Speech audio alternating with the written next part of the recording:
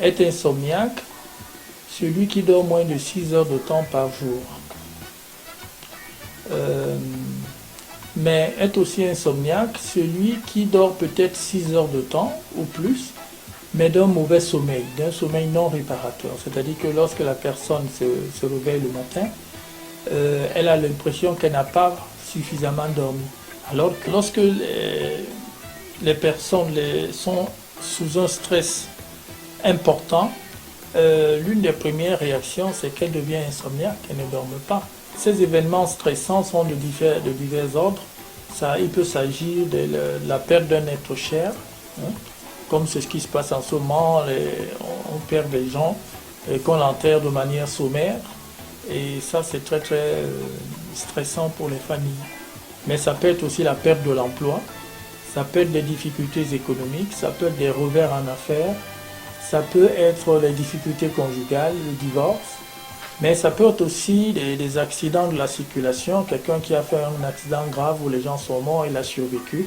Ces cauchemars qui reviennent régulièrement, qui ont rapport avec l'accident que la personne a fait, eh bien, rendent la personne insomniaque et impactent sur son psychisme. C'est-à-dire que cette personne commence à avoir peur de la nuit parce qu'il va faire des cauchemars, commence à avoir peur de sa chambre, peur de dormir.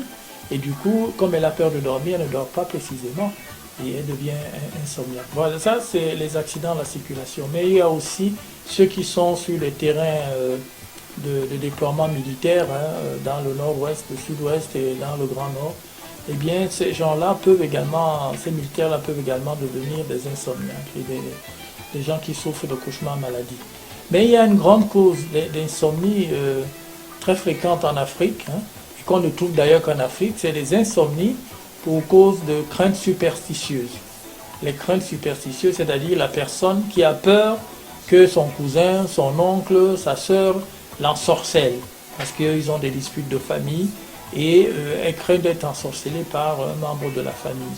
Cette crainte superstitieuse va créer de redoutables insomnies. Mais il y a aussi des accusations superstitieuses, c'est-à-dire qu'on accuse le sujet, n'est-ce pas, d'ensorceler autrui, n'est-ce pas, et du coup, comme elle dit que ce n'est pas vrai, elle perd son sommeil. C'est cette psychose de peur dans laquelle on vit, parce que tout le monde a peur d'être infecté par ce virus. Hein. Tout le monde a peur, personne ne sait comment ça se fait, personne ne sait à quoi va ressembler cette épidémie dans quelques jours, dans quelques mois.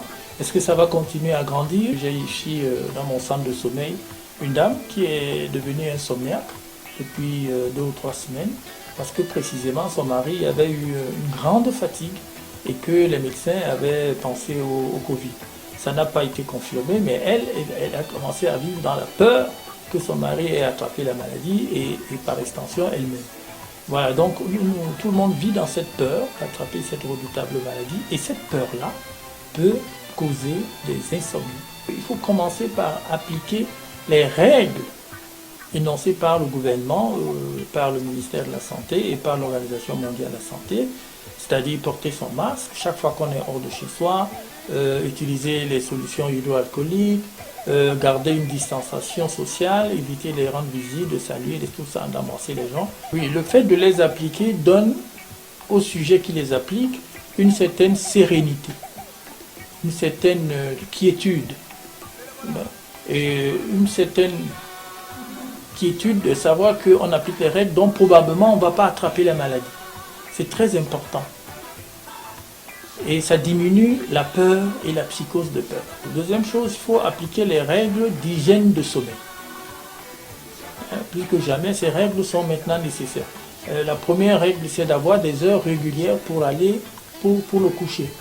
Il ne faut pas aller au lit à des heures erratiques.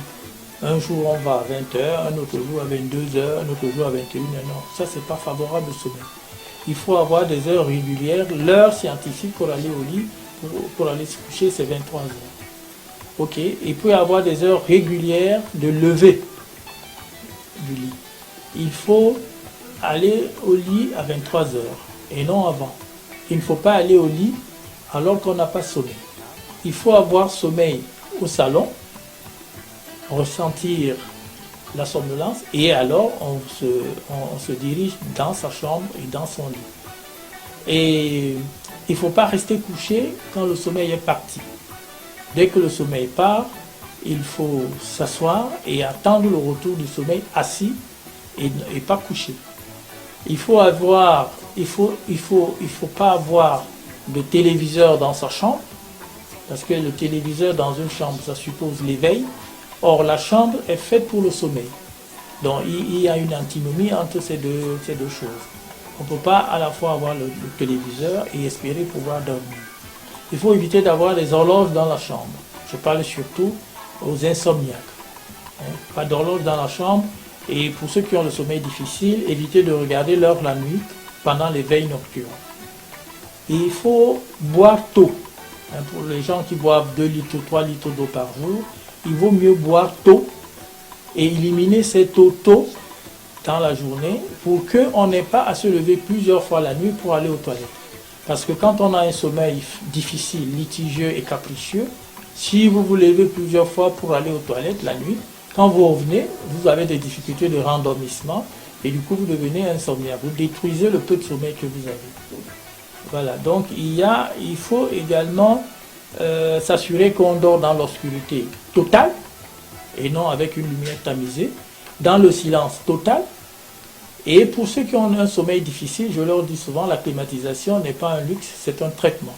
Parce que le corps humain dort mieux lorsqu'il est à entre 20 et 22 degrés de température ambiante. Voilà, c'est la meilleure température pour dormir. Bon, ceux qui ont des problèmes de sommeil doivent savoir que le mieux, c'est de climatiser leur chambre pour avoir les conditions idéales de température qui permettent l'endormissement. Maintenant, il y a aussi toutes des considérations cognitivo-comportementales. Par exemple, il faut éviter de se poser la question au soir, est-ce que je vais dormir? Quand la nuit arrive, il ne faut pas se demander, est-ce que je vais dormir cette nuit ou est-ce que je vais veiller? Cette question-là crée ce qu'on appelle une anxiété de performance et du coup éloigne le sommeil. Il faut également éviter des fixations et des focalisations sur des événements douloureux du passé. Celui qui traîne indéfiniment un passé douloureux ne perd son sommeil. Et puis il faut dédramatiser.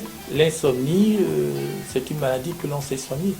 Donc il n'y a rien de dramatique dans l'insomnie.